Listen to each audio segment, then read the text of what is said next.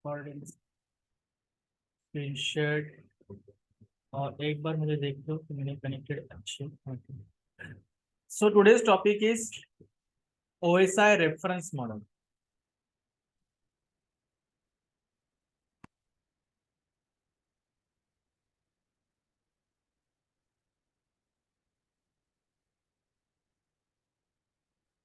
OSI reference model, OSI क्या होता है?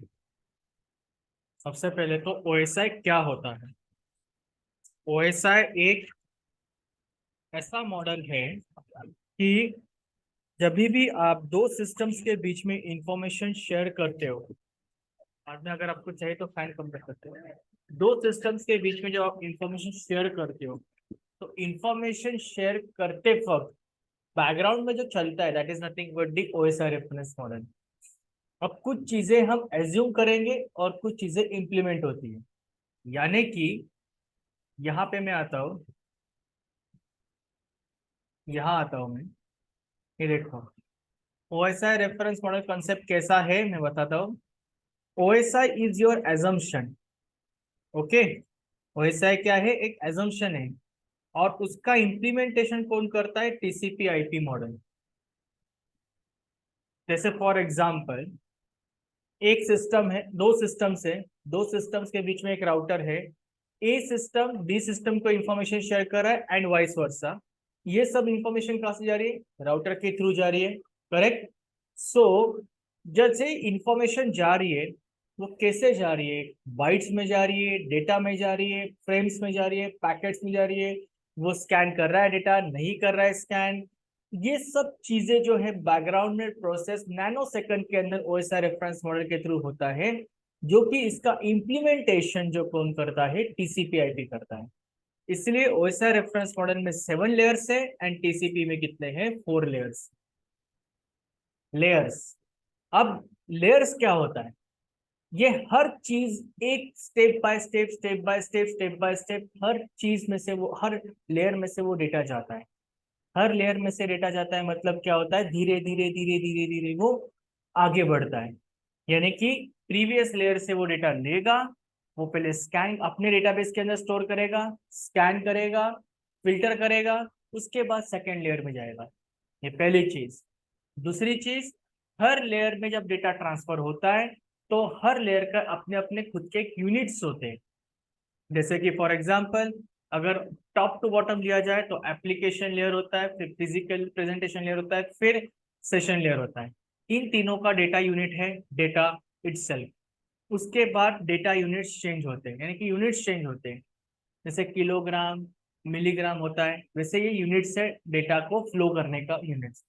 प्रेजेंटेशन ट्रांसपोर्ट लेयर में शायद वो सेगमेंट्स में डेटा जाता है। डेटा लिंक लेयर के अंदर या नेटवर्क लेयर के अंदर वो पैकेट्स में जाता है, फिर फ्रेम्स में जाता है। तो ये कैसे कन्वर्ट होता है आज हम देखेंगे। यहाँ तक क्लियर हो गया? So move on this topic now. First of all, in 23rd, yes. TCP, IP and OSI model are different, or OSI, TCP is a part of OSI. TCP is a part of OSI. OSI अगर front में है तो TCP backend में आपको implementation देता है, ये implementation कराता है। तो ये दोनों एक दूसरे से कनेक्टेड है। ओके। ओएसआई रेफरेंस मॉडल ये किसने फाउंड आउट किया? आईएसओ कंपनी ने। कब? 1947 में, 23rd में। In 1983 में ISO created the OSI reference model and OSI reference model is having 7 layers। इतना फिलहाल याद रखो। सबसे पहले आप लोग ये डायग्राम ड्रॉ कर लो और 2 लाइन्स OSI रेफरेंस मॉडल के बारे में लिखते हैं, फिर आगे बढ़ते हैं।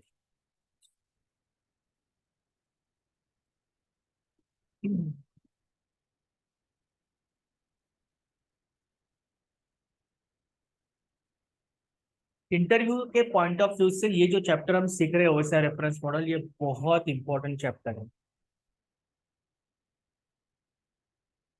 इसके ऊपर कई ऐसे क्वेश्चंस पूछे जाएंगे।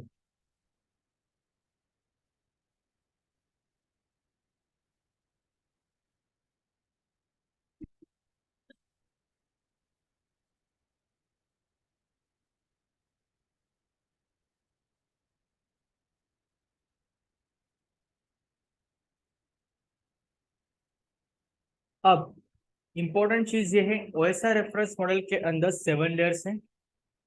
इन लेयर्स को आप यदि सॉरी इन लेयर्स को आप या तो टॉप लेवल से याद रखो या बॉटम लेवल से याद रखो, ठीक है। ये पहली चीज। बट इंटरव्यू के वक्त आपको हमेशा बोलते वक्त बॉटम लेवल से ही बोलना है। बॉटम लेवल मतलब पहला बॉटम से क्या है, फिजिकल, फिर डेटा लिंक, फिर नेटवर्क, फिर ट्रांसपोर्ट, फिर सेशन, फिर प्रेजेंटेशन एंड एप्लीकेशन। इंटरव्यू के वक्त जब इंटरव्यूअर के सामने बोलोगे तो।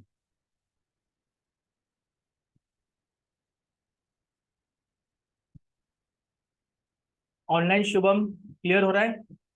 अजय क्लियर हो रहा है? Yes sir. Yes sir. अब हम सबसे पहले तो ओएसआई रेफरेंस मॉडल क्या होता है इसके बारे में लिखेंगे, इसके बारे में जानेंगे, समझेंगे। उसके बाद फिर एक एक एक करके लेयर्स पे आएंगे हम।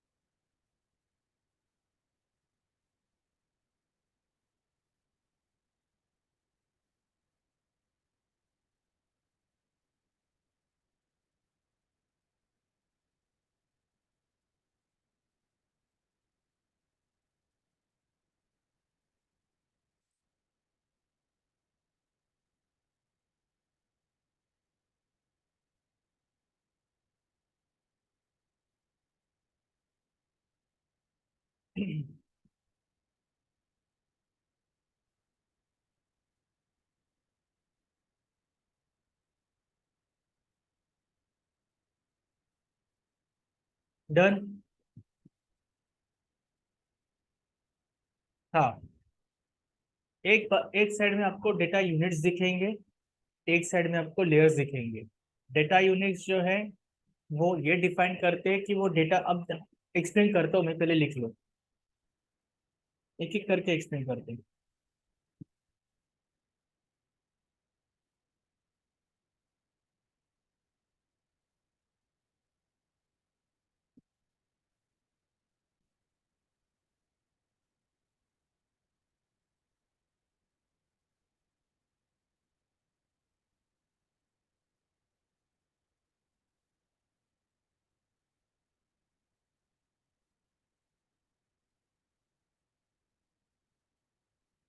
ओके। तो सबसे पहले हम देखेंगे ओएसआई रेफरेंस मॉडल क्या होता है, ठीक है। तो नोट डाउन करो।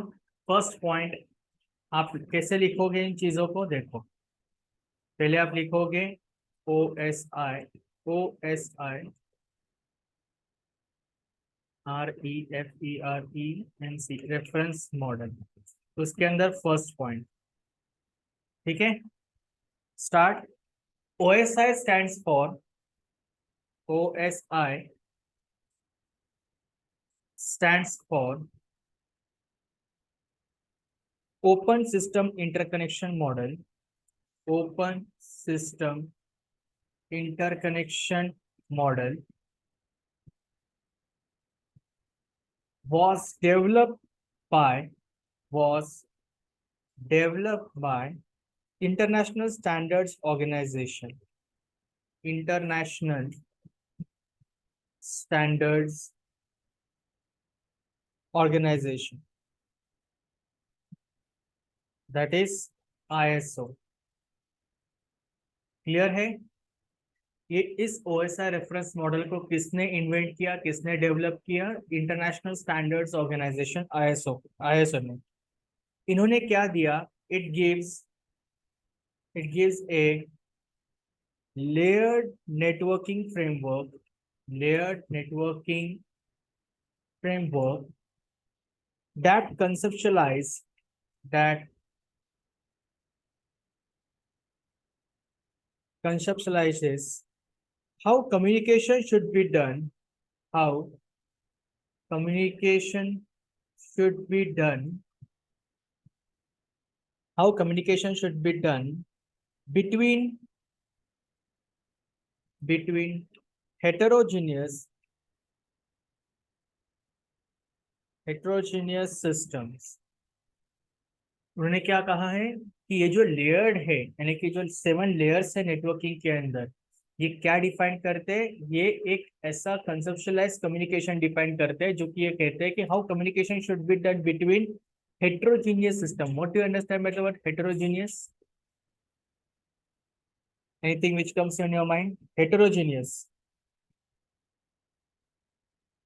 Yes.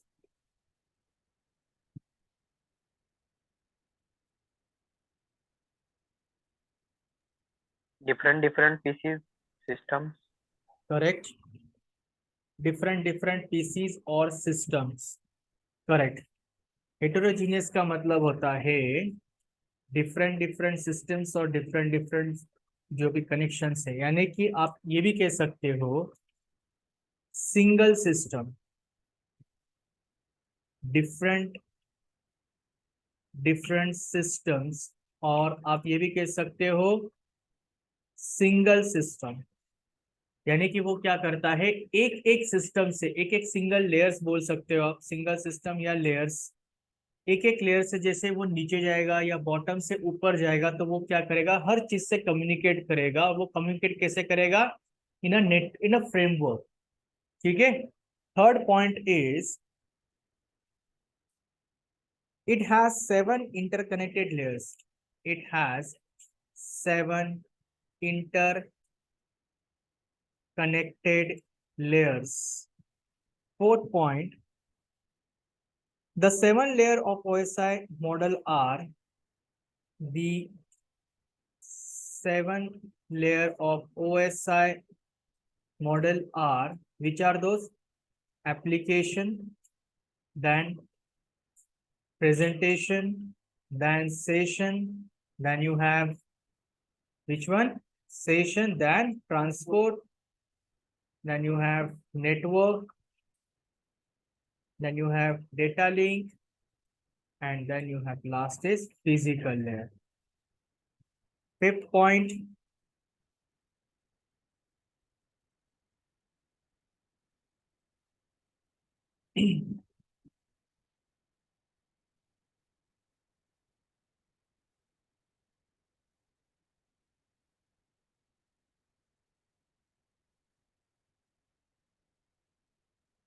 ओके, ये है OSI reference model. OSI reference model क्या बताया उन्होंने? It is a standard, it's a open system interconnection model. ये डेवलप किसने किया है? इंटरनेशनल स्टैंडर्ड्स ऑर्गेनाइजेशन ने। और जब भी ये एक लेयर से दूसरे लेयर में इंफॉर्मेशन शेयर करता है, डेटा ट्रांसफर करता है, आगे फॉरवर्ड करता है, तब वो हमेशा उस पर्टिकुलर यूनिट से फॉरवर्ड करता है। दूसरी चीज, जब भी सेकेंड लेयर या थर्ड लेयर पे जब डेटा जाएगा, यानी कि एप्लीकेशन लेयर से प्रेजेंटेशन लेयर डेटा जाएगा, प्रेजेंटेशन लेयर से सेशन लेयर डेटा जाएगा, तो हमेशा वो अपने डेटाबेस के अंदर एक डेटा स्टोर करके रखेगा, उसे स्कैन करेगा, फिल्टर करेगा, चेक करेगा कि सोर्स कौन सा है, कहाँ से डेटा आ रहा है, डेस्टिनेशन कहाँ जा रहा है, और तब जाके आगे वो फॉरवर्ड करेगा। आगे फॉरवर्ड करते वक्त भी वो यूनिट को देखेगा। मान लो कि अगर सेशन लेयर में अगर डेटा से यूनिट आ रहा है, तो सेशन लेयर से 5वें लेयर से जब चौथे लेयर पे जब डेटा जाएगा, तो लेयर भी चेंज हो रहा है और साथ में उसका यूनिट भी चेंज हो रहा है। तो यूनिट चेंज हो रहा है, इसका मतलब वो डेटा कैसे जाएगा? अभी सेगमेंट में जाएगा। अभी हम देखेंगे क्या है। Next is what is header. पहले हम देख लेते हैं व्हाट इज हेडर। ये इसलिए लिख के दे रहा हूं ताकि आपको क्लियर हो जाए आगे लेयर्स समझाते हो। ठीक है।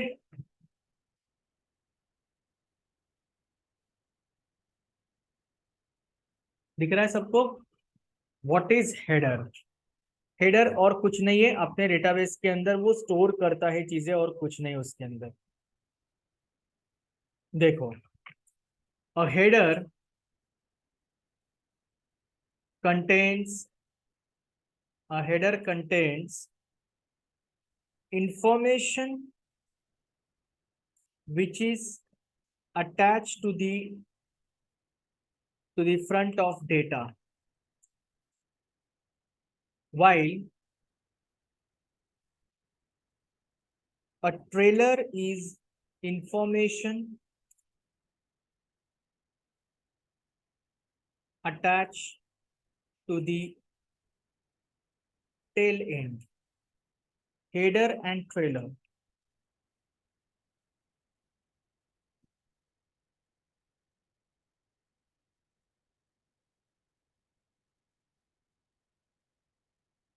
Or in other words, you can say header tag, header tags data contains information to help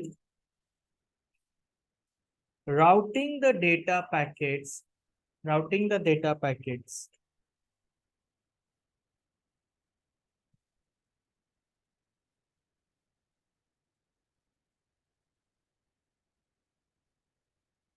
Clear? Eh? Now, what is the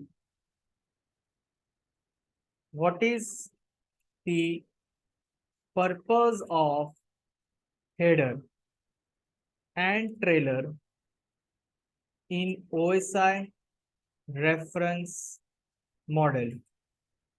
इसका यूज, इसका पर्पस, इसका मेन कंसेप्ट क्या है? तो देखो, each layer is sending machine and each layer is sending each layer in the sending, sorry, each layer in the sending machine adds its own information to the message it receives from the layer just above it, and passes the whole package to the layer just below it. This information is added in the form of headers और trailers. ठीक है? Okay, देखो अभी उन्होंने क्या बताया, पहले आप लिख लो, मैं एक्सप्लेन करता हूँ बाद में.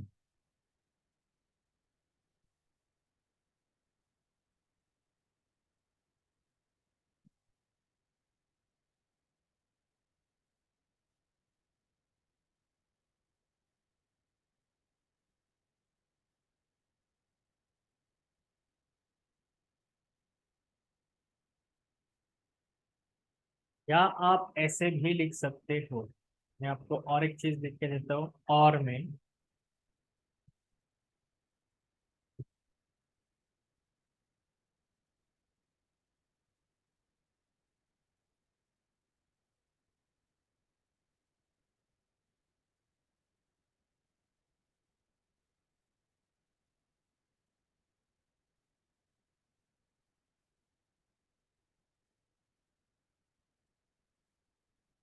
the header includes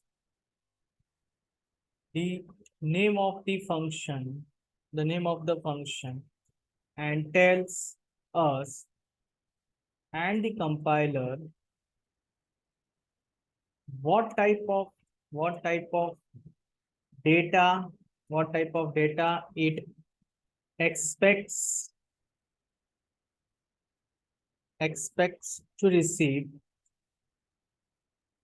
that is the parameters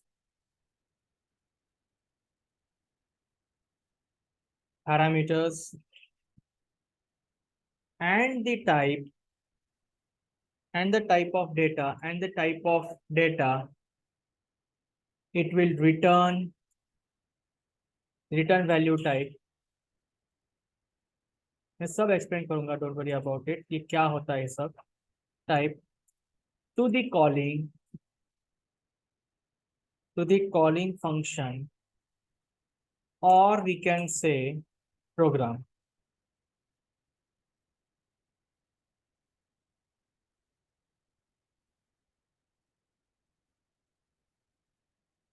या तो आप हेडर की डेफिनेशन ये बता सकते हो, और header contains information which is attached to the form of data, attached to the form of data, while a trailer is information attached to the tail end, or header tags data contains information to help routing the data packets, or the header includes the name of the function and tells us, that is the compiler, what type of data is expects to receive, or the type of data it will return, यानी कि forward करना to the calling function or a program. Once done, please let me know. I'll explain you each and everything. उसके बाद फिर हम OSI reference model की तरफ जाएंगे वापस, क्योंकि अगर मैं OSI रेफरेंस मॉडल की इंफॉर्मेशन अगर पहले ही आपको दे दूं, तो फिर ये सवाल खड़ा होता है कि हेडर क्या है, ट्रेलर क्या है, हेडर इंफॉर्मेशन कैसे स्टोर करता है, वो उसको कैसे पता चलता है कि डेटा ट्रांसफर हो रहा है, या डेटा का यूनिट चेंज हो गया है, या फिर वही के क्यों करता है, फिर हर चीज में वही होता है क्या, ऐसे सवाल खड़े होते हैं। इसलिए पहले हेडर जानना।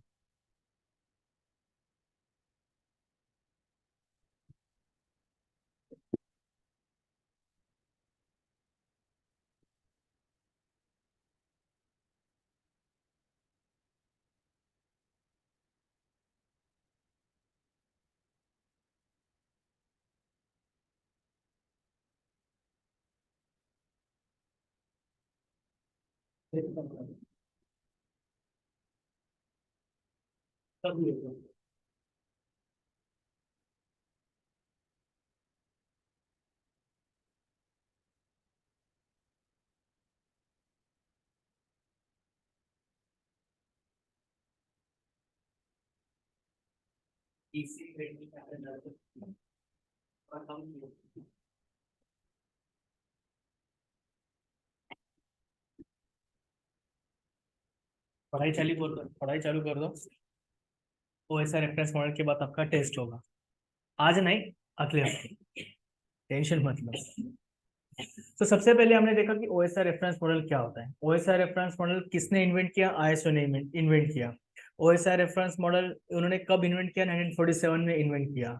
उसके बाद ये OSI रेफरेंस मॉडल एग्जैक्टली क्या है? इंफॉर्मेशन जो हमारे एक सिस्टम से दूसरे सिस्टम में जाती है। अब कैसे जाती है इंफॉर्मेशन? हमेशा जरूरी नहीं है कि दो सिस्टम्स को राउटर से कनेक्ट करना या स्विच से कनेक्ट करना, ऐसा नहीं होता। कभी कभी जैसे फॉर एग्जांपल इस वक्त मैं जूम मीटिंग से कनेक्टेड हूँ, मैं यहाँ पे चैट कर रहा हूँ हाय, मैंने हाय चैट किया, इसका मतलब ये इन्फॉर्मेशन गई वहां पे, बराबर है। नैनो सेकंड के अंदर ये इन्फॉर्मेशन गई।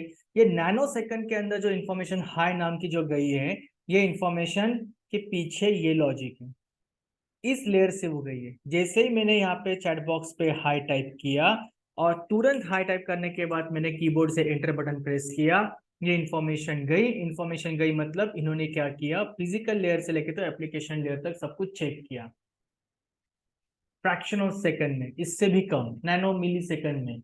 समझ में आ रहा है? That is your OSI reference model. But ये एक एजम्पशन है, इसका इंप्लीमेंटेशन किसने किया, इसके पीछे कौन है? TCP IP layer. ठीक है, आगे बढ़ते हैं।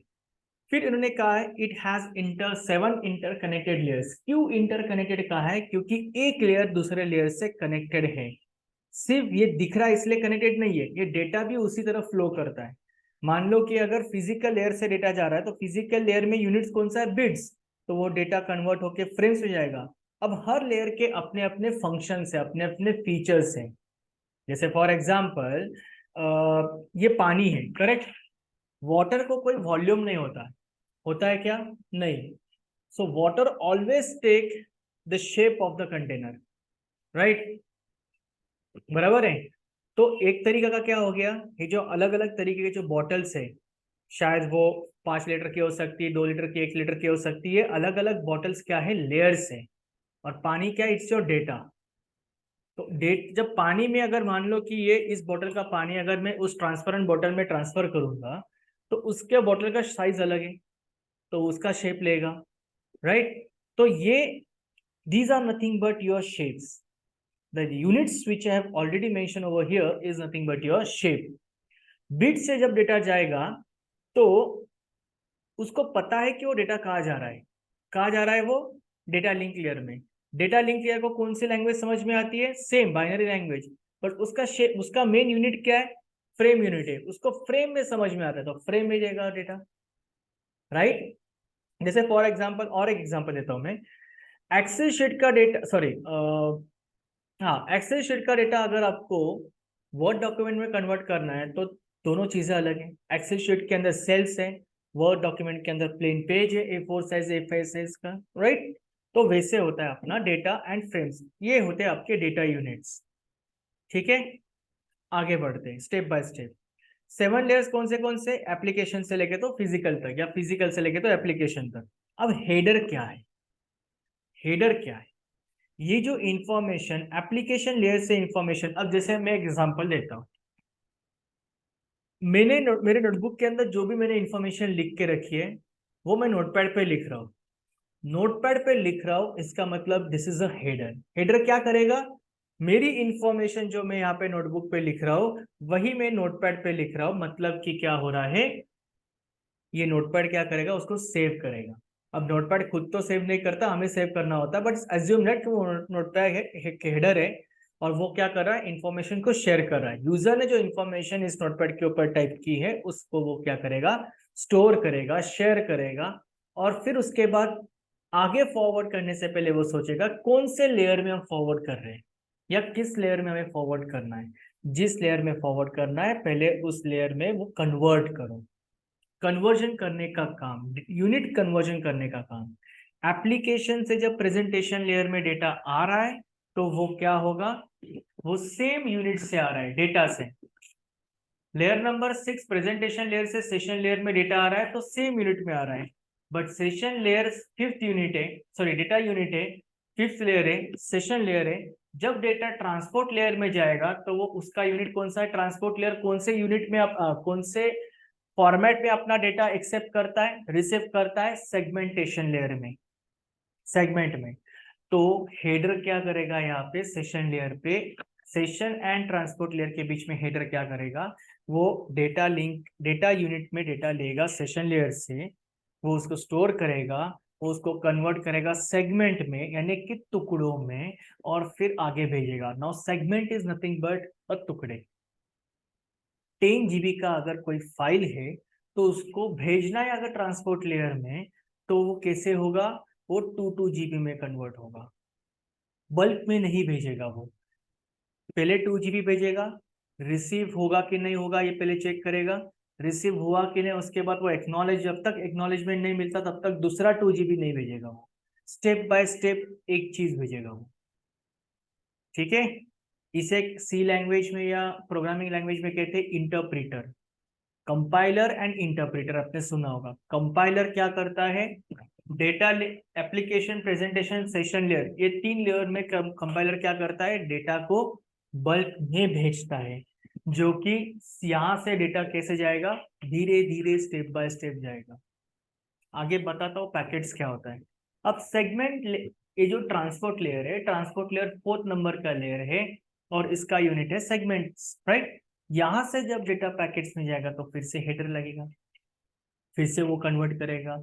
और पैकेट्स कहाँ यूज होता है, तो जब भी हम कमांड प्रॉम्प्ट पे जाते हैं CMD पे, और यहाँ मैं मान लो कि अगर गूगल से पिंग कर रहा हूँ, पिंग www.google.com, मुझे पता नहीं गूगल का IP एड्रेस क्या है बट मुझे डोमेन पता है, एंटर करो तो देखो ये हर लेयर पे चेक कर रहा है। ये क्या कर रहा है, ये एक डेटा गया, ये दूसरा रिकॉर्ड गया, ये तीसरा रिकॉर्ड गया, ऐसे कितने रिकॉर्ड्स मैंने सेंड किए, 4 रिकॉर्ड सेंड किए, 4 रिसीव हुए, लॉस एक भी नहीं हुआ है। दिस इज कॉल्ड पैकेट्स, इसे हम पैकेट कहते हैं। तो जब भी दो सिस्टम्स जब हम कनेक्ट करते हैं राउटर से, तो सामने वाला सिस्टम जो है, अपोजिट सिस्टम जो है, क्या वो हमारे नेटवर्क में है या नहीं, ये चेक करने के लिए हम हमेशा पिंग कमांड को इस्तेमाल करते हैं और सामने वाला IP एड्रेस देते हैं। तब जाके हम चेक कर पाते हैं कि हमारा डेटा नेटवर्क में आ चुका है कि नहीं।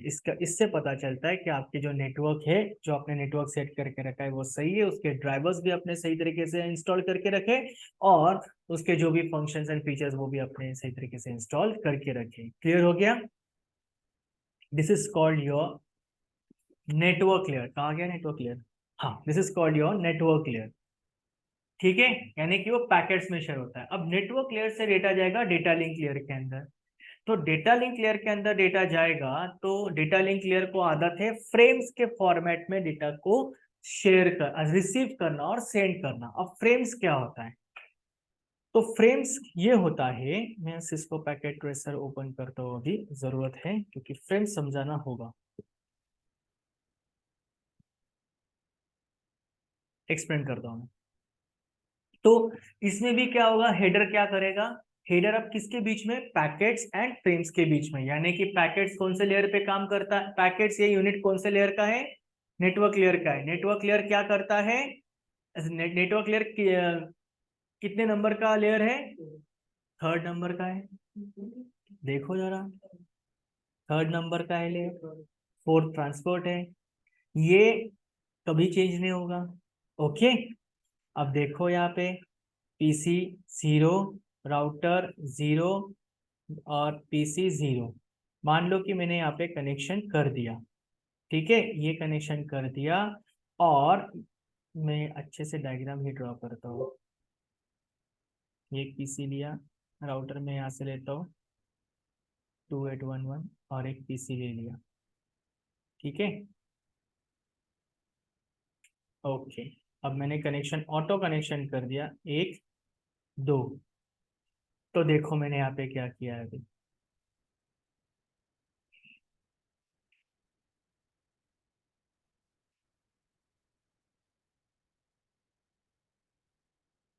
पीसी 0 पे मैंने क्लिक किया, और यहाँ पे मैंने क्या कर दिया, आईपी एड्रेस सेट कर दिया 192.168.10.1। ठीक है, और 192.168.10.0 ये उसका डिफॉल्ट गेटवे हो गया। फिर उसके बाद पीसी 2 पे मैं गया, डेस्कटॉप पे गया, और यहाँ पे सेट कर दिया 192.168.10.2। इसका आईपी एड्रेस अलग है, बट डिफॉल्ट गेटवे सबका एक ही होगा 192.168.10.0, क्योंकि ये सेम एरिया में मैंने कॉन्फ़िगर किए। ठीक है, अब इसका इंटरफेस क्या है? पास इथरनेट 0/0। इंटरफेस का मतलब क्या होता है? ये सिस्को पैकेट ट्रेसर हो, या फिर आपका लाइव राउटर हो, या लाइव मशीन हो, दो डिवाइसेस के बीच में जो वायर है वो आपकी या तो ट्विस्टेड पेयर केबल हो सकती है, या फाइबर ऑप्टिक केबल हो सकती है, या कोएक्सियल केबल हो सकती है। इसके द्वारा इंफॉर्मेशन शेयर होती है। ठीक है, बट ये जो पीसी के पीछे जो सॉकेट होता है वो आपका एक नोड होता है, और राउटर के पीछे जो सॉकेट होता है वो आपका एक नोड होता है। ये आपका क्या हो गया? इधर का राउटर का एंट्री नोड हो गया। ये क्या हो गया? एक एंट्री पॉइंट हो गया। ठीक है, और ये आपका क्या हो गया? एग्जिट पॉइंट हो गया, राउटर का एग्जिट पॉइंट। समझ में आ रहा है? अब ये इंटरफेस क्या करता है? इंटरफेस क्या करेगा? इंफॉर्मेशन को लेके जाएगा पीसी 0 से, यानी कि कौन सा इंटरफेस है? Fast Ethernet 0/0। वो इंफॉर्मेशन किसे देगा? फास्ट इथरनेट 0/0 के राउटर के एंट्री पॉइंट को देगा। राउटर के अंदर वो इंफॉर्मेशन गई, राउटर ने अपने डेटा टेबल के अंदर वो इंफॉर्मेशन रखी, और राउटर का टेबल कैसे चेक किया जाता है? राउटर पे क्लिक करो, कमांड एंड इंटरफेस पे जाओ, नो करो, और यहाँ पे इनेबल करके शो आईपी राउट करो, तो आपको आईपी राउटिंग टेबल दिखेगा। ठीक है, यहाँ पे फिलहाल के तो कोई कॉन्फ़िगरेशन किया नहीं, बट यहाँ पे टेबल दिखता है शो आईपी राउट, या फिर show IP interface in brief करो तो आपको पूरा टेबल दिखेगा। ये आपका टेबल है, राउटिंग टेबल। ये बताता है कि फास्ट इथरनेट 0/0, मतलब कि ये फास्ट इथरनेट 0/0। इसका आईपी एड्रेस क्या है? तो वो आईपी एड्रेस यहाँ आएगा 192.168.10.1। क्या ये इंफॉर्मेशन यहाँ से ये लेके आया? मतलब कि 192.168.10.1 ये पीसी 0 का आईपी था। उसका इंटरफेस क्या था? फास्ट इथरनेट 0/0 था। वो इंफॉर्मेशन लेके आया राउटर के पास, और राउटर के पास उसने स्टोर किया। क्या ये कनेक्शन दोनों के बीच में सही है? हाँ, यस। क्या ये इसका स्टेटस अप है? हाँ है। क्या इसके अंदर प्रोटोकॉल इंस्टॉल किया है? नहीं किया होगा तो प्रोटोकॉल डाउन होगा, अगर किया होगा तो प्रोटोकॉल अप होगा। अप होना मतलब कनेक्शन एक्टिवेट होना, डाउन होना मतलब कनेक्शन डिस्कनेक्ट रहना। ठीक है, ज्यादा डीप जाओ मत, फिलहाल बेसिक बेसिक ही याद रखो। हम ओएसआर रेफरेंस मॉडल पे ये राउटिंग में हम ये सब सीखने ही वाले हैं, कमांड्स हम पहले सीखेंगे। ठीक है, फिर ये क्या हो गया, राउटर अपने इंफॉर्मेशन अपने डेटाबेस के अंदर रखता है, जिस डेटाबेस के अंदर वो राउटर इंफॉर्मेशन रखता है उस टेबल का नाम है राउटिंग टेबल, और उसको चेक करने के लिए show IP interface in brief ये कमांड इस्तेमाल की जाती है। फिर ये इंफॉर्मेशन क्या करेगा, यहाँ से इस पास इथरनेट 0/1 इंफॉर्मेशन से लेके जाएगा, इस पर्टिकुलर इंटरफेस से वो इंफॉर्मेशन लेके जाएगा और PC1 को देगा, तब जाके आपको इंफॉर्मेशन यहाँ मिलेगी। क्लियर हो रहा है? So I come back to the point, that is frame. Frame क्या होता है? फ्रेम के अंदर कैसे होता है कि वो क्या करता है, फ्रेम मतलब कि एक टेबल क्रिएट करता है, इस तरह का टेबल क्रिएट करेगा वो। कहा गया सिस्को पैकेट ट्रेसर, इस तरह का टेबल। इंटरफेस क्या है, आईपी एड्रेस क्या है, इंटरफेस क्या है और उसका रिस्पेक्टिव आईपी क्या है। इंटरफेस पास इथरनेट 0/0 है, आईपी क्या है 192.168.10.1, और दूसरा इंटरफेस क्या है 0/1 या 1/0 whatever it may be 192.168.10.2। ये आपका हो गया frame. So coming back to this point now, जैसे ही नेटवर्क लेयर से डेटा पैकेट्स में आता है, वो पैकेट्स में ही रहता है, पैकेट्स में ही ट्रांसफर करता है डेटा को। बट जैसे ही नेटवर्क लेयर से डेटा डेटा लिंक लेयर में आता है, यानी कि सेकेंड लेयर में आता है डेटा, तो वो फ्रेम्स के फॉर्मेट में आता है। फ्रेम्स के फॉर्मेट में आता है मतलब इस फॉर्मेट में वो डेटा को लेके जाता है। ये हुआ आपका एक फ्रेम। ऐसे जितने कनेक्शंस आप करोगे वो सबके फ्रेम्स क्रिएट हो जाएंगे। वैसे ही आपके फिर राउटिंग टेबल में आपको बहुत सारे फ्रेम्स दिखेंगे। क्लियर हो रहा है? यहाँ पे और एक फ्रेम दिख रहा है आपको, VLAN। वो हम देखेंगे VLAN क्या होता है। बाय डिफॉल्ट ये VLAN 1 है, क्यों है और क्या है हम VLAN के में देखेंगे। ये फ्रेम जो कॉन्सेप्ट है वो क्लियर हुआ, मेन कॉन्सेप्ट क्लियर हुआ। आगे बढ़ते हैं। फिर उसके बाद डेटा लिंक से डेटा जब जाएगा तो लास्ट में किस में जाएगा, फिजिकल लेयर में। फिजिकल लेयर में, फिजिकल लेयर को डेटा को एक्सेप्ट करने की और बाद में रिसीव करने की यानी एक्नॉलेज करने की आदत किस में है, बिट्स में है, तो वो बिट्स में डेटा रिसीव करेगा। तो ये लेयर्स के जो रिस्पेक्टिव यूनिट्स है ना, वो अपने अपने फंक्शन है, फीचर्स है। जैसे फॉर एग्जाम्पल इस वक्त मैं आपको ये सब कुछ एक्सप्लेन कर रहा हूँ, राइट? ये मैं अपने लैंग्वेज में एक्सप्लेन कर रहा हूँ, अपने हिसाब से एक्सप्लेन कर रहा हूँ। बट जरूरी नहीं कि मैंने जो एक्सप्लेन किया है, जिस word to word sentence to sentence मैंने एक्सप्लेन किया वही के वही लिखोगे, नहीं। आप क्या करोगे, आप हेडर हो सब, आप सब लोग क्या हेडर हो। हर एक की अपनी अपनी सोच अलग है, हर एक के अपने अपने तरीका अलग है याद रखने का, उसको इम्प्लीमेंट करने का। मतलब आप इम्प्लीमेंट किस में कर रहे हो, नोटबुक पे कर रहे हो, that is a header. Implement करना is nothing but your frame, your units. You have your own units. Data को याद रखना, स्टोर करना और आगे फॉरवर्ड करना। आप किसी और को बताओगे तो आप अपने लैंग्वेज में बताओगे, अपने हिसाब से बताओगे, आप कोई और एग्जांपल ऐड करोगे उसके अंदर, right? So that is a unit. Clear हो गया अभी concept? Yes. Any questions online offline till this point? Header क्या होता है, तो यही हेडर के मैंने कुछ yes Ajay, no sir, clear. Shubham. Sir जब सेगमेंट टू पैकेट जाता है और पैकेट टू फ्रेम आता है, तो पैकेट टू फ्रेम कन्वर्ट हो हेडर करता है क्या? यस, हेडर आपका मीडिएटर है, एजेंट है। वो यूनिट को कन्वर्ट करने, डेटा जिस यूनिट में आता है उसको कन्वर्ट करने का काम करता है। जैसे डॉलर टू रुपीज में अगर हमें कन्वर्ट करना है तो गूगल पे कन्वर्टर है, वैसे हेडर है। क्लियर हो गया? Okay sir. इसीलिए मैंने दो चार डेफिनेशंस लिख के दिए हेडर के, कि हेडर क्या है।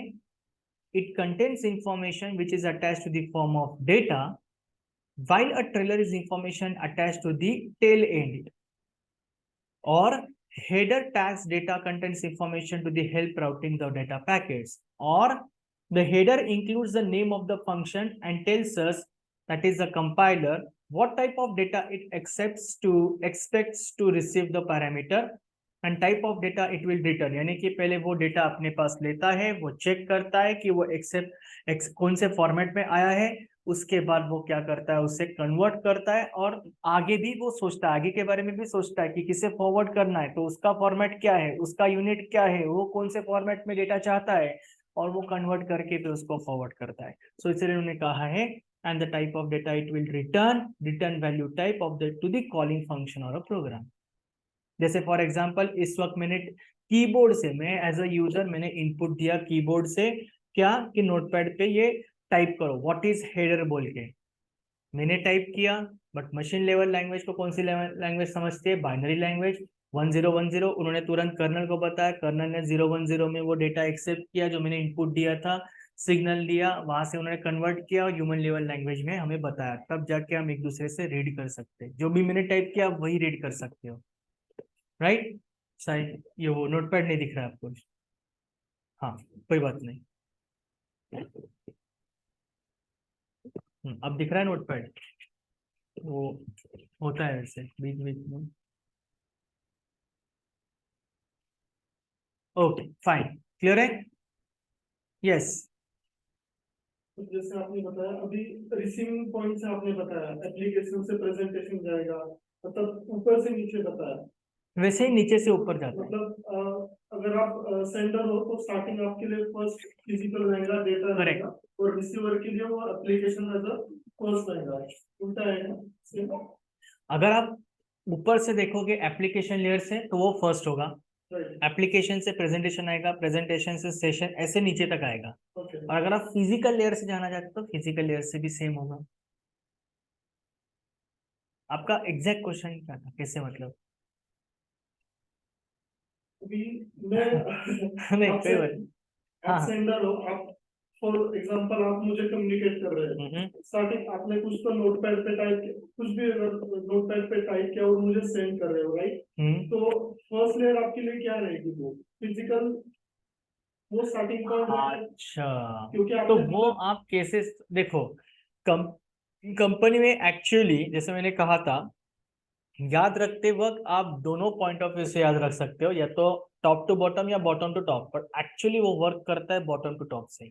तो जो आपका सवाल है कि जब मैं आपको डेटा शेयर करता हूँ तो एग्जैक्टली वो कौन सा फर्स्ट लेयर कौन सा होगा, क्या वो एप्लीकेशन होगा या क्या वो फिजिकल होगा? वो फिजिकल होगा, एप्लीकेशन नहीं होगा।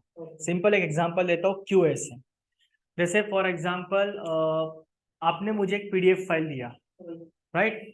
पीडीएफ फाइल दिया मतलब आपने मुझे वो फिजिकल लेयर से वो डेटा आया, डेटा लिंक में गया, नेटवर्क में गया, ट्रांसपोर्ट में गया, सेशन में गया, प्रेजेंटेशन में गया, तब जाके एप्लीकेशन लेयर से मुझे क्या मिला, डेटा मिला। अब जैसे ही डेटा मिला, सबसे पहले एप्लीकेशन लेयर क्या करेगा, आगे देखेंगे हम। सबसे पहले एप्लीकेशन लेयर क्या करेगा, यानी कि सिस्टम क्या करेगा, चेक करेगा। क्या चेक करेगा कि डेटा जो आपने दिया है मुझे वो कौन से फॉर्मेट में है, क्या वो पीडीएफ में, वर्ड डॉक्यूमेंट में, इमेज में। अगर वो पीडीएफ में, तो क्या हमारे सिस्टम के अंदर एक्रोबैट रीडर इंस्टॉल है? अगर होगा तो वो ओपन होगा एप्लीकेशन, तो उसे हम कहलाएंगे एप्लीकेशन। क्लियर हो गया? यहां तक क्लियर है सबको? आगे बढ़े तो पहला लेयर देखते हैं, एप्लीकेशन लेयर। ये रहा आपके स्क्रीन के सामने, टैन टैन। एप्लीकेशन लेयर क्या है, व्हाट इज, आपको इससे क्या समझ में आता है, एप्लीकेशन क्या है? एप्लीकेशन लेयर, अभी मैंने एग्जांपल दिया पीडीएफ का, एप्लीकेशन। देखो एप्लीकेशन लेयर में क्या होता है, request content and written content is required format. आपने मुझे पीडीएफ दिया, ठीक है, मेरे सिस्टम में वो पीडीएफ आया व्हाट्सएप के थ्रू, ईमेल के थ्रू या ट्विटर के थ्रू, व्हाटएवर। उसके बाद मैंने उस पीडीएफ को ओपन किया। जैसे मैं उस पीडीएफ पे क्लिक करने जाऊंगा, तुरंत सिस्टम क्या चेक करेगा, क्या ये एप्लीकेशन से, सबसे पहले वो चेक करेगा कौन से फॉर्मेट में डेटा है, कौन से यूनिट में डेटा है, डेटा में आया, ठीक है, कौन से फॉर्मेट में आया, ये पीडीएफ है, डॉट पीडीएफ एक्सटेंशन है। तो हमारे पास पीडीएफ के लिए कौन सा एप्लीकेशन होता है, एक्रोबैट रीडर। क्या एक्रोबैट रीडर हमारे सिस्टम के अंदर इंस्टॉल्ड है? अगर है तो ओपन करो, नहीं है तो रुक जाओ। फिर वो पॉपअप देगा कि आपके सिस्टम के अंदर एक्रोबैट रीडर नहीं है, प्लीज इंस्टॉल। फिर आप इंस्टॉल करोगे और अगर होगा तो वो क्या करेगा, तुरंत पीडीएफ ओपन करेगा। सो एप्लीकेशन लेयर का काम क्या है? It is responsible to establish communication between user to user, host to host. Second क्या है? Point where interface with protocol to gain the access to the network. And third, application layer पे कौन से ऐसे प्रोटोकॉल्स काम करते हैं? तो hypertext transfer protocol, HTTPS, secured telnet, file transfer protocol, trivial file transfer protocol, SNMP and SMTP, ये protocols काम करते हैं। जैसे और एक एग्जांपल देता हूं मैं। आपने वेबसाइट क्रिएट की। अब वेबसाइट वेबसाइट कौन से ऐसे प्रोग्रामिंग लैंग्वेज से क्रिएट की जाती है? HTML, CSS, जावास्क्रिप्ट, बूटस्ट्रैप, इससे एक वेबसाइट बनती है। हमें जो Amazon, फ्लिपकार्ट की जो मेन पेज दिखता है ना, that is called a website. Okay, अब इस वेबसाइट को लॉन्च करने के लिए हमें प्रोटोकॉल की जरूरत पड़ती है, राइट? और पोर्ट नंबर की भी जरूरत पड़ती है।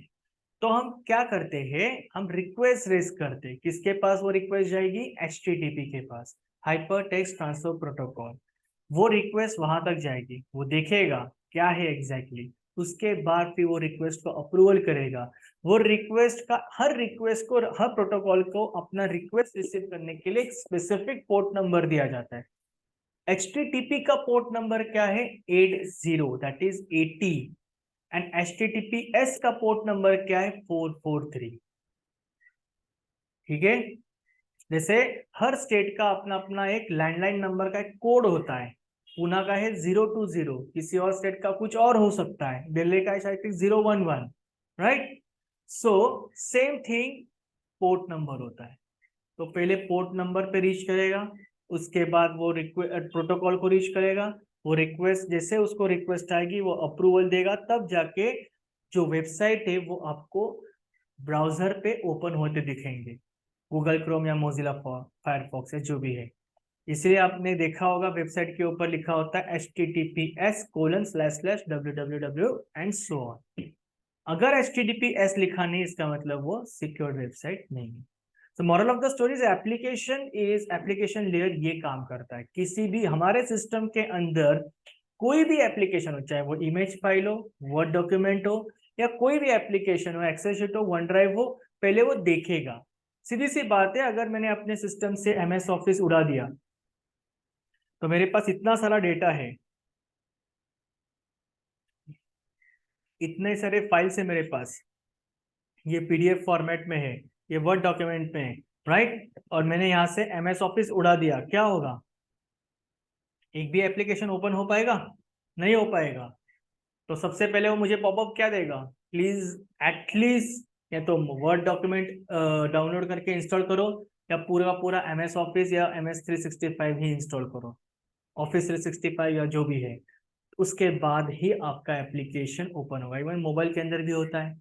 सिर्फ फर्क इतना है कि लैपटॉप या डेस्कटॉप के अंदर हमें उस पर्टिकुलर थर्ड पार्टी एप्लीकेशन को डाउनलोड करके इंस्टॉल करना पड़ता है। मोबाइल के अंदर आपको पहले से उन्होंने देख के रखा है, आपको सिर्फ प्ले स्टोर में जाके उसे लॉन्च करना होता है। बस इतना ही फर्क है, that's it. So this is your application layer. Note down, पहले ये नोट डाउन करो, फिर हम एप्लीकेशन लेयर के और कुछ पॉइंट्स नोट डाउन करते हैं। मैं आता हूँ, स्टे ऑनलाइन।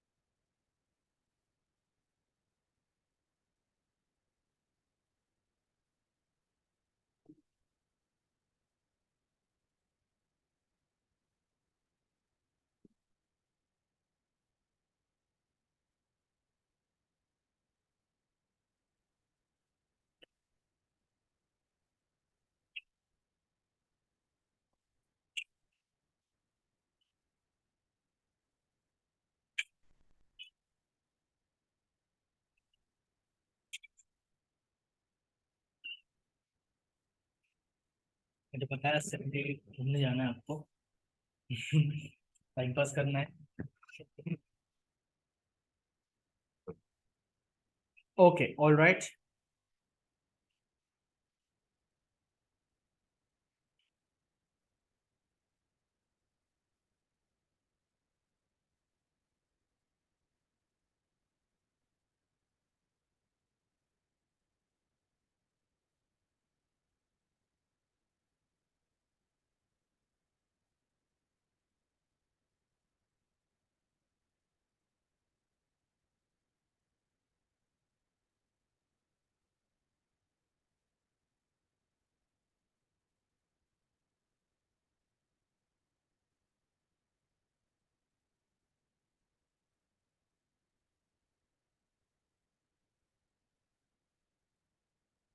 ओके, सो लिखो एप्लीकेशन लेयर के बारे में। ये हो गया था सबका। मैं इसे इरेज करूं, रहने दो। Application layer,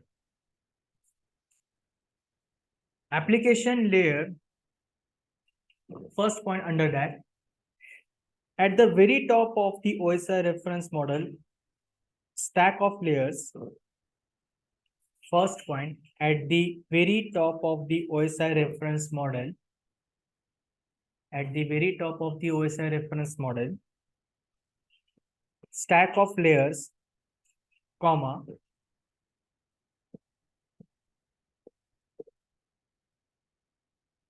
stack of layer, comma, we find the application layer, we find the application layer which is implemented by the network applications, which is implemented by the network application layer.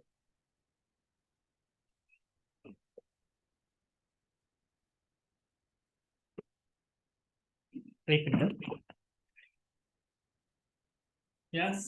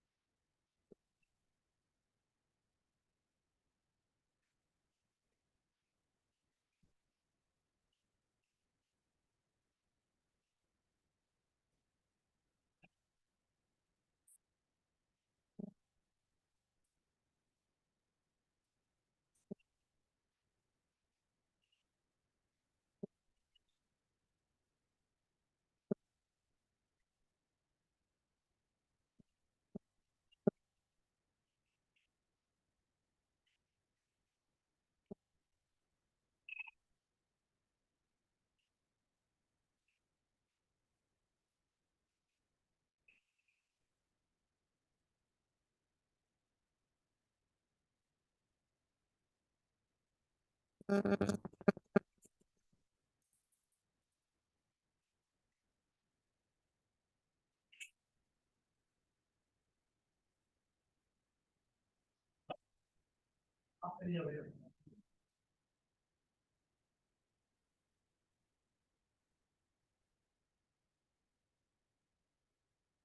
me a minute, guys. So we were talking about the application layer. The first one you guys have written, that is at the very top of the OSI reference model stack of layers. We find the application layer which is implemented. We find the application layer which is implemented by the network applications. Second point, these applications produce the data. These applications produce the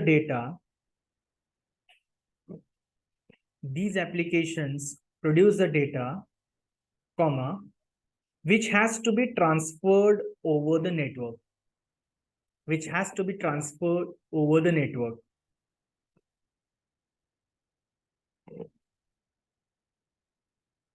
I'll repeat. These applications produce the data which has to be transferred over the network. Next point, this layer also serves as a window for the application services. This layer also serves, SERVES, serves as a window for the application services,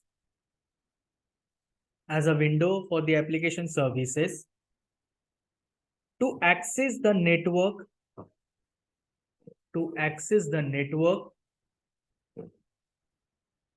and for displaying the received information,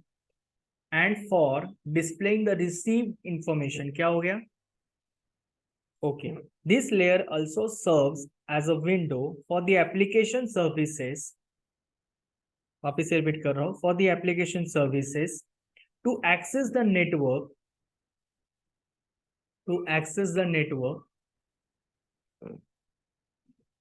and for displaying the received information,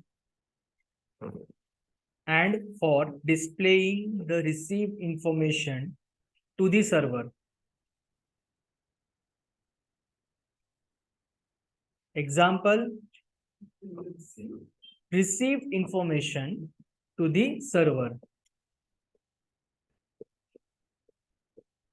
Example, browsers, Skype, messengers, etc. Browsers यानी कि Google Chrome, Mozilla Firefox, Skype, messengers, etc. ठीक है, ये रहा आपका application layer. अब आते हैं, अब समझते हैं नेक्स्ट लेयर कौन सा है. इसके बाद लेयर है presentation layer. Now what do you understand by the word presentation? हाँ, प्रेजेंट और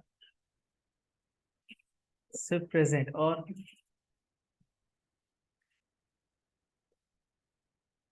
कम्युनिकेशन और यस ऑनलाइन अरेंजमेंट. और इस वक्त मैं क्या कर रहा हूँ?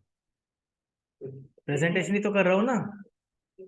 हाँ, so presentation layer, it receives the data. लिखना नहीं फिलहाल, समझ लो. It receives the data and convert them into machine representable binary format in responsible operant primary formats. Okay, presentation layer का मतलब क्या है? देखो डायग्राम पे देखो, encryption, compression and translation.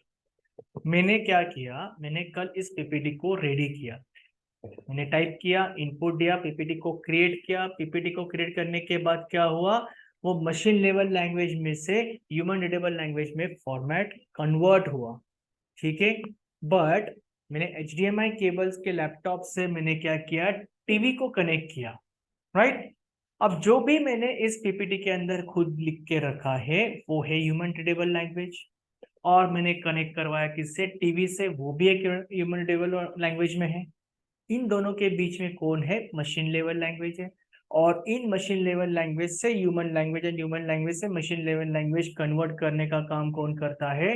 Presentation layer. So in short, in other words, you can say presentation layer is your converter, right? So देखो, next point है, it is responsible for encryption, decryption and compression. क्यों कहा गया है encryption, decryption, compression? पहले वो data को क्या करता है? स्टोर करता है अपने सिस्टम के अंदर, अपने डेटा के अंदर. उसको वो क्या करता है? एनक्रिप्ट करता है, फिर आगे भेजता है ताकि कोई इसे हैक ना कर सके, कोई इसे लीक ना कर सके. जैसे ही मैंने लैपटॉप से डेटा टीवी को भेजा, टीवी में वो क्या हो गया? डिक्रिप्ट हो गया और फिर कॉम्प्रेशन होकर आपके सामने वो दिख रहा है. सेम स्क्रीन आपके सामने दिख रही है. Protocols works under presentation layer, that is PICT, JPEG, MPEG files हम रोज यूज करते हैं. JPEG फाइल्स, MPEG फाइल्स, ये सब कहाँ यूज होते हैं? प्रेजेंटेशन लेयर पे. तो पहले 3 पॉइंट्स लिखो, फिर प्रेजेंटेशन लेयर पे आएंगे, इसके बारे में लिखेंगे. इजी है समझना या थोड़ा हार्ड जा रहा है? नहीं, इसमें कोई प्रैक्टिकल नहीं है, ये सब एक एजम्पशन की कॉन्सेप्ट्स है.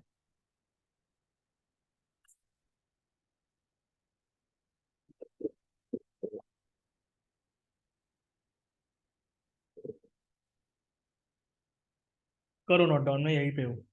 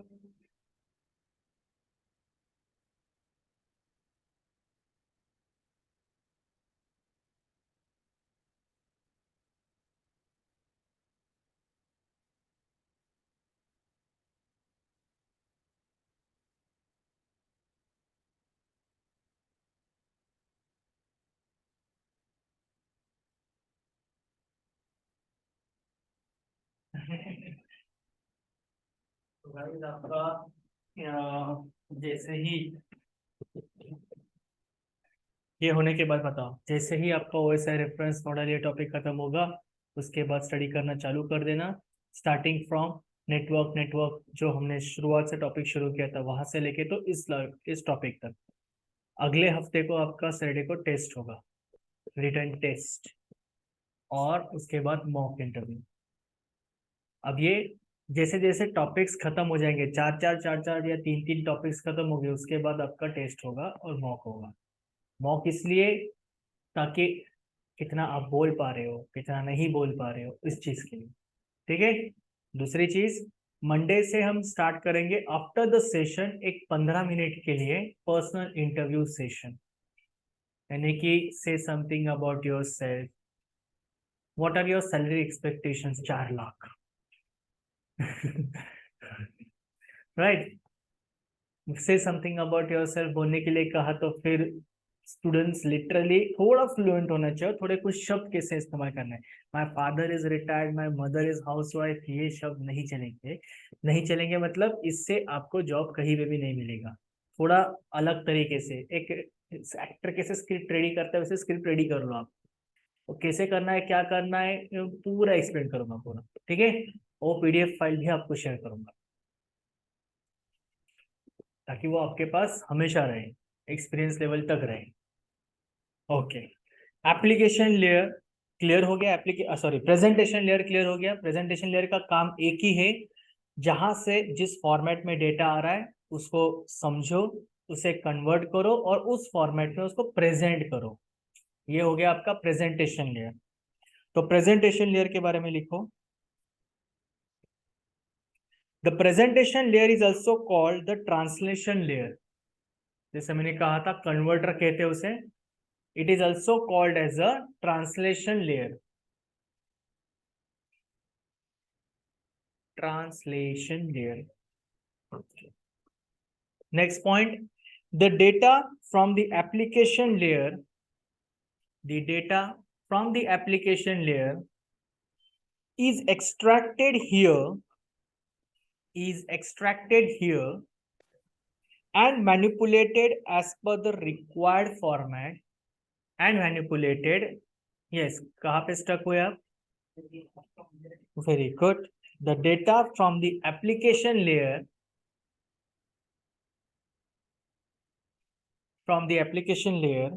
is extracted here and the manipulated as per the required format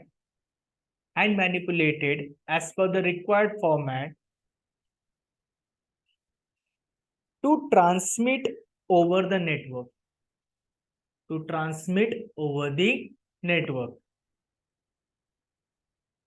ये क्या करता है डेटा को? The data from the application, हाँ, एप्लीकेशन लेयर से जब डेटा आता है तो उसे क्या करता है, वो एक्सट्रैक्ट करता है। अब एप्लीकेशन लेयर से डेटा कौन से फॉर्मेट में, कौन से यूनिट में आता है? डेटा यूनिट में आता है। वो अपने डेटाबेस के अंदर रखेगा, उसे वो क्या करेगा, एक्सट्रैक्ट करेगा। एक्सट्रैक्ट करने के बाद क्या करेगा, उसको आगे जो सिस्टम है, आगे जो मशीन है, उसको जिस फॉर्मेट में भेजना है उसके हिसाब से वो डेटा को फॉरवर्ड करेगा। Next point, the functions of the presentation layer are, the functions इस तरह लिखो आप, आ गया notepad. The functions of the presentation layer are, और उसके नीचे फर्स्ट पॉइंट पहला है ट्रांसलेशन, बोर्ड पे लिखा हुआ मैंने। ट्रांसलेशन के बारे में लिखो। पहला है ट्रांसलेशन।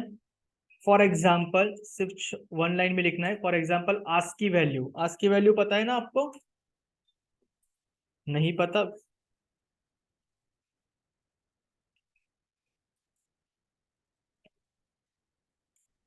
आस्क की वैल्यू मतलब एक वैल्यू होती है, एक इंडेक्स वैल्यू होती है, जीरो से। आस्की का टेबल मैं आपको दिखा देता हूँ, पहले लिख लो, फिर आस्की टेबल दिखाते हैं हम आपको।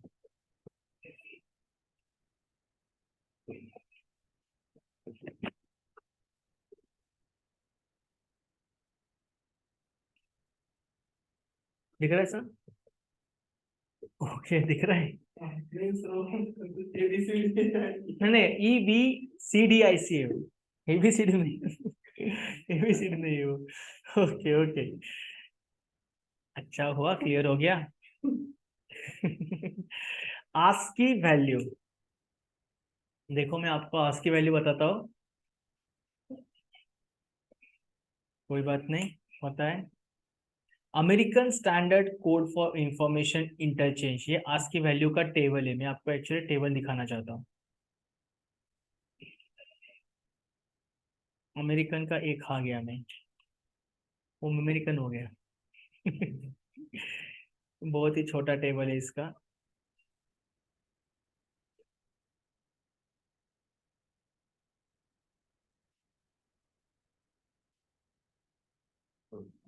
ये कहाँ गया टेबल?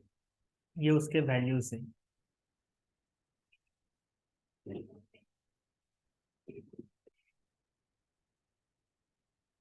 आज नेटवर्क भी सही है, आज किसी ने कनेक्ट भी नहीं किया है फिर भी स्लो है, ऐसा कैसे रह जाएगा? ब्लर दिख रहा है ये?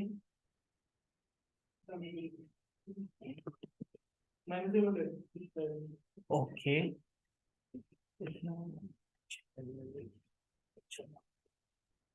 तो ये वैल्यूज है, आज की वैल्यूज के। ये आपके ASCII वैल्यूज है। हर अल्फाबेट के लिए एक ASCII वैल्यू, जैसे कि फॉर एग्जाम्पल हर अल्फाबेट के लिए एक ASCII वैल्यू, जैसे कि फॉर एग्जाम्पल अब दिख रहा होगा सही, हाँ वो थोड़ा वक्त लगता है इंटरनेट स्पीड के लिए। देखो कैपिटल ए शुरू होता है 65 नंबर से, ए से लेके तो कैपिटल जेड तक, जेड का है 90, ये आपकी ASCII वैल्यू है। ASCII मतलब it's your alphabet value. Alphabet की एग्जैक्ट वैल्यू क्या है, बाइनरी जो मशीन लेवल लैंग्वेज के लिए ASCII वैल्यू की जरूरत पड़ती है। अब स्मॉल ए शुरू होता है 97 से, वहां से लेके तो फिर आई थिंक ये जेड यानी कि 122 से। सो आप लिख सकते हो ये कैपिटल ए 65 से स्टार्ट होता है, कैपिटल जेड 90 तक खत्म होता है। If you want you can note down from your and, ठीक है।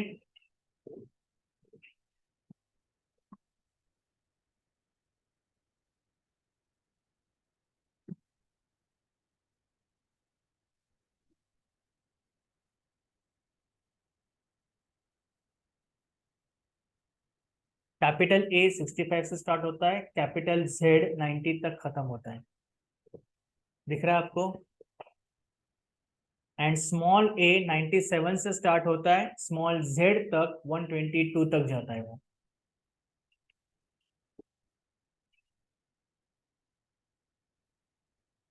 That is ASCII value.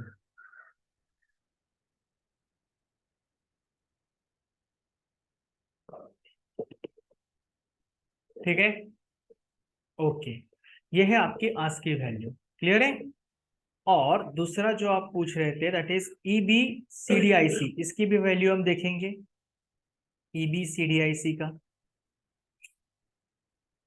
इसका फुल फॉर्म है extended binary coded decimal interchange code, और इनके वैल्यूज कुछ अलग होंगे शायद, हर एक के अपने अपने कुछ वैल्यूज है, स्टैंडर्ड वैल्यूज है ये।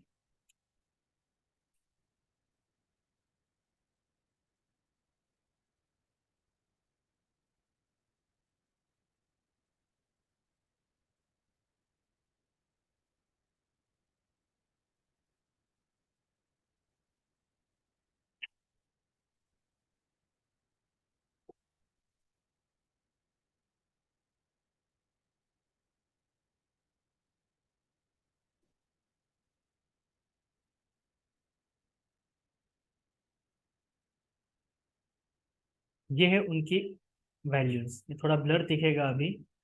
तो what I am trying to say, moral of the story is, ये जो प्रेजेंटेशन लेयर जो है इसका मेन फंक्शन क्या है, पहले तो ट्रांसलेशन करना। ट्रांसलेशन करना मतलब जो मैंने अभी बताया, डेटा जिस फॉर्मेट में आ रहा है उसको ट्रांसलेट करना और अपने लैंग्वेज में उसको कन्वर्ट करके वापस से यूजर के लैंग्वेज में उसको, क्योंकि वो आगे उसको किसके भेजना है, किसे फॉरवर्ड करना है, यूजर को फॉरवर्ड करना है। इसीलिए वो ट्रांसलेशन यानी कि ASCII वैल्यू टू EBCDD यानी कि extended binary coded decimal interchange code के लैंग्वेज का इस्तेमाल करते हैं। सेकंड क्या है, सेकंड पॉइंट लिखो तब तक के लिए, एनक्रिप्शन। एनक्रिप्शन और डिक्रिप्शन, अब इसके बारे में लिखो। Data encryption translates the data, data encryption translates the data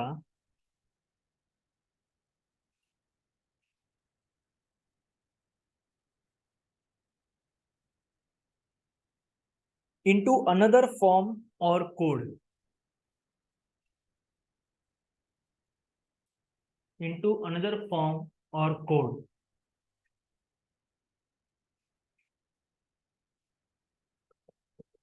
I'll repeat, data encryption translates the data into another form or code.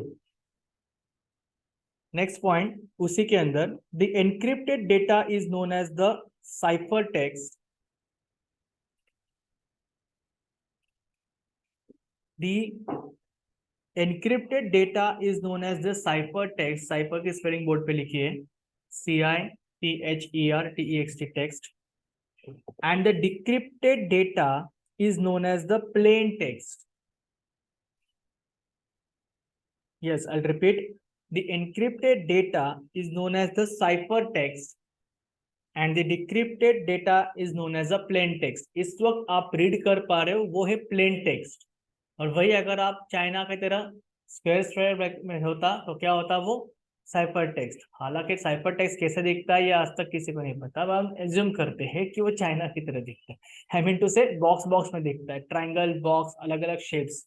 In short ये कब दिखेगा डेटा, मान लो कि इस वक्त मैंने वर्ड डॉक्यूमेंट या फिर पीडीएफ के अंदर कुछ लिख के रखा है और वो पर्टिकुलर एप्लीकेशन मेरे सिस्टम के अंदर स्टोर नहीं है या फिर मैंने इंस्टॉल करके नहीं रखा है, तो ऐसे सिचुएशन में क्या होता है, वो एप्लीकेशन अगर मैं ओपन करूंगा तो आपको क्या दिखाई देगा, आपको सिर्फ और सिर्फ बॉक्सेस या अलग अलग शेप्स, इन शॉर्ट जो डेटा है वो आप रीड नहीं कर पा रहे हो, right.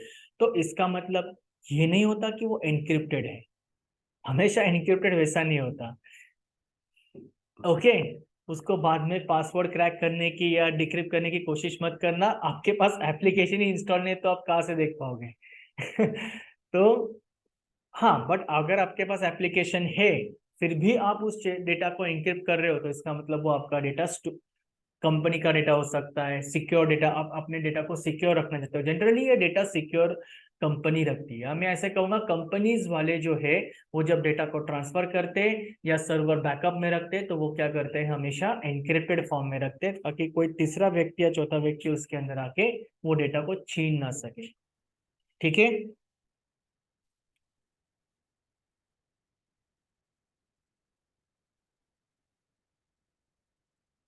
next, that is third point under presentation layer is your compression। अब compression क्या होता है, हमने तीन चीजें देखी थी प्रेजेंटेशन लेयर के अंदर, एक ट्रांसलेशन, एनक्रिप्शन, या एनक्रिप्शन की स्पेलिंग यहाँ पे गलत हो चुकी है, एनक्रिप्शन, डिक्रिप्शन एंड कॉम्प्रेशन। अब कॉम्प्रेशन क्या है, reduces the number of bits, reduces the number of bits, yes, compression, yes, you have to write the last point under compression, reduces the number of bits that need to be transmitted on the network, that bits इसे underline करो, ये bits में क्या करता है, number of data को क्या करता है, बिट्स में कन्वर्ट करता है, कंप्रेस करता है, that need to be transmitted on the network, that needs to be transmitted on the network. जैसे फॉर एग्जांपल अगर आपको कोई भी एक फाइल अगर शेयर करनी है तो आप क्या करोगे, ईमेल के थ्रू शेयर करोगे। आप ईमेल से जब अटैच करके डेटा शेयर करते हैं तो ईमेल की अपनी एक साइज होती है, 25 MB तक आप डेटा शेयर कर सकते हो, उससे ज्यादा अगर फाइल की साइज है तो आप शेयर कर सकते हो क्या, नहीं, वो डायरेक्ट किससे डाइवर्ट करेगी, ऑटोमेटिकली वो डाइवर्ट हो जाएगी गूगल ड्राइव के अंदर। अब गूगल ड्राइव के अंदर भी क्या होता है, लिमिटेशंस होते हैं, बट वो फाइल गूगल ड्राइव के अंदर जिप फाइल में जाती है। या कोई भी अगर सॉफ्टवेयर हो या कोई भी डेटा हो तो जब डाउनलोड करते हो तो क्या होता है, वो गूगल से जिप फाइल में डाउनलोड होता है। मान लो कि ओरेकल या विजुअल स्टूडियो, ऐसा कोई ऑटोकैड का अगर आपने सॉफ्टवेयर इंस्टॉल करके या टैली का सॉफ्टवेयर इंस्टॉल करके रखा है तो सब सॉफ्टवेयर जिप फाइल में डाउनलोड नहीं होते, कुछ हद तक होते हैं, और उसके बाद कुछ स्पेसिफिक होते हैं मतलब, और उसके बाद क्या होता है, फिर आप उसे कॉम्प्रेस करते हो, सॉरी कॉम्प्रेस पहले से क्या होता है, एक्सट्रैक्ट करते हो। तो ये कॉम्प्रेस क्यों किया जाता है, ताकि कम से कम जगह में वो बैठ सके। उसे लिनक्स में आर्काइव फाइल्स कहते हैं, या कंपनीज में जनरली आर्काइव्स ये शब्द इस्तेमाल किया जाता है, टार फाइल्स या आर्काइव फाइल्स कॉम्प्रेस करना। क्लियर हो रहा है, तो ये रहा आपका presentation layer. Yes, any questions based on this presentation layer?